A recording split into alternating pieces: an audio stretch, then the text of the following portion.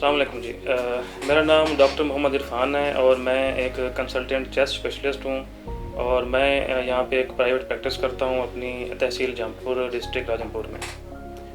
जो आज हम आपको कुछ चीज़ें जो है ना वो अस्थमा जिसको आम ज़ुबान में दमा या सांस की एलर्जी कहते हैं उसके बारे में हम आपको बताएंगे, क्योंकि ये एक ऐसी बीमारी है जो कि हमारे इलाकों में ख़ास तौर पर साउथ पंजाब जो है ना हमारा इलाका डिस्ट्रिक्ट राजनपुर है, जो साथ साथ जो पेरिफेरीज़ हैं यहाँ पे जो पेशेंट का बर्डन है वो as compare to rest of जो पाकिस्तान है वो बहुत ज़्यादा है।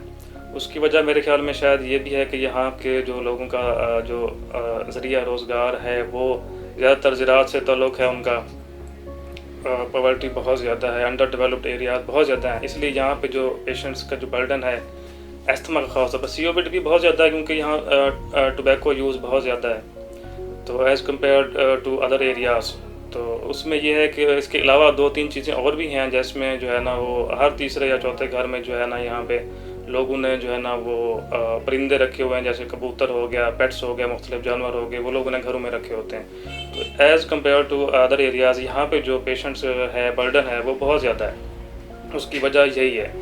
दूसरी वजह इसकी ये है कि यहाँ पे जो क्वालिफाइड चेस्ट स्पेशलिस्ट हैं वो उनकी तादाद भी बहुत कम है।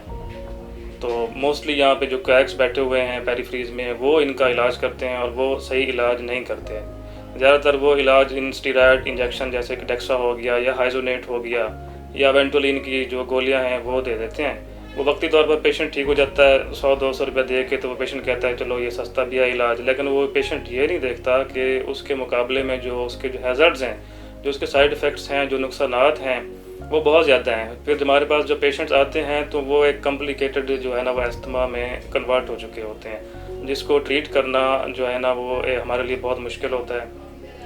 ऑब्वियसली हमें उनको फिर साथ में जो है ना वो मल्टीपल चीज़ें देनी पड़ती हैं, जिसमें इनहेलर्स है और बाकी चीज़ें भी हैं, जिसको पेशेंट ईज़िली एक्सेप्ट नहीं करता, क्योंकि वो पीछे से जो है ना उन्होंने इतनी काउंसलिंग की होती है कोएक्स ने कि आपने पंप नहीं लगाना, एक दफ़ा लगा लिया तो सारी ज़िंदगी लगाना पड़ेगा। हालांकि ऐसा बिल्कुल नहीं है।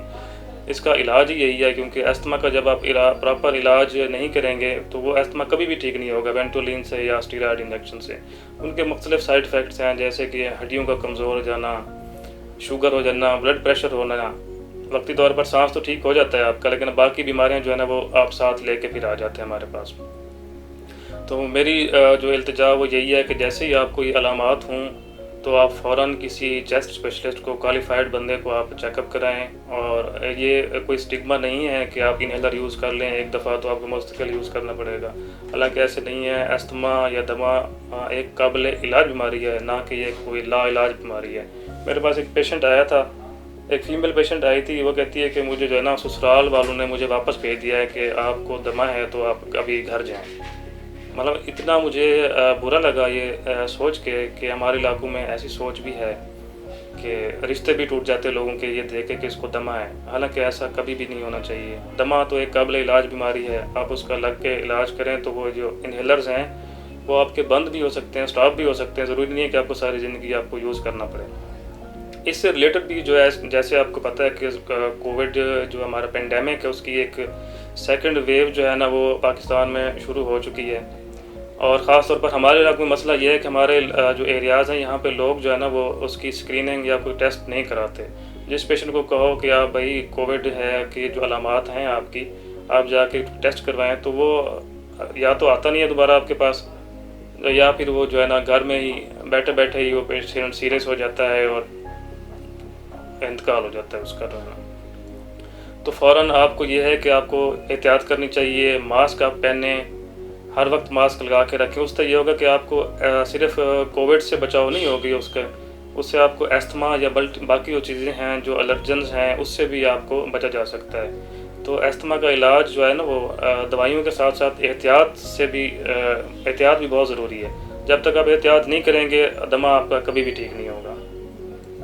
तो मेरा यही आज के जो मैसेज है वो यही है कि आप माहौल अपना ठीक रखें, इर्द गिर्द का माहौल ठीक रखें और इनहेलर जो है ना वो प्रॉपर यूज़ करें उसका, और उसकी क्वालिफाइड चेस्ट स्पेशलिस्ट से फॉलो अप करें।